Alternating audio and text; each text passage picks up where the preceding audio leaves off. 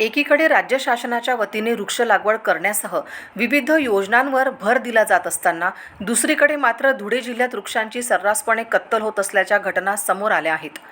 तोडलेली झाडे थेट वखारीत नेली जात आहे. संपूर्ण राज्यात तापमानाने मोठ्या प्रमाणावर पारा ओलांडला असून त्यामुळे उष्णतेची लाट निर्माण झाली आहे. दुसरीकडे मोठ्या प्रमाणात वृक्षतोड होत आहे.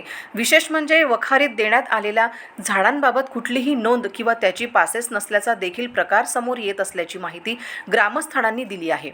अनेक ठिकाणी झाडे तोडण्यासाठी थेट झाडांना पेटवून देत असल्याचा देखील प्रकार समोर आला आहे. याबाबत वन विभाग, महसूल विभाग आणि जिल्हा प्रशासनाकडे वारंवार तक्रारी करून देखील कोणतीही दखल घेण्यात आली नसल्याचं ग्रामस्थांनी सांगितले आहे.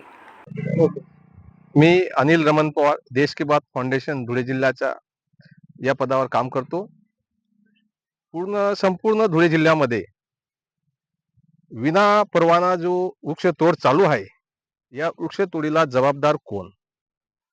दुसरी गोष्ट, ही वृक्षतोड बिनधास्तपणे वाहतूक करून सॉमिलमध्ये विकली जाते. याच्याकडे वन विभागाचे अधिकारी, महसुलाचे अधिकारी यांनी डोळे लावून हा कार्यक्रम चालू केलेला आहे.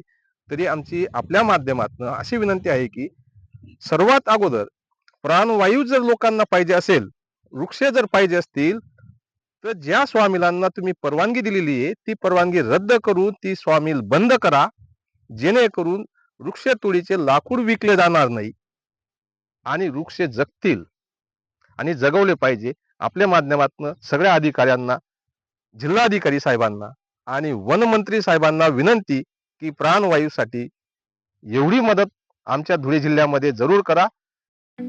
ठळक घडामोडींसाठी देशोन्नती न्यूज चॅनलला सबस्क्राईब करा आणि बेल आयकॉन प्रेस करा.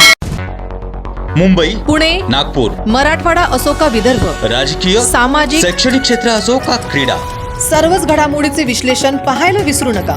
फक्त देशोन्नती न्यूजवर.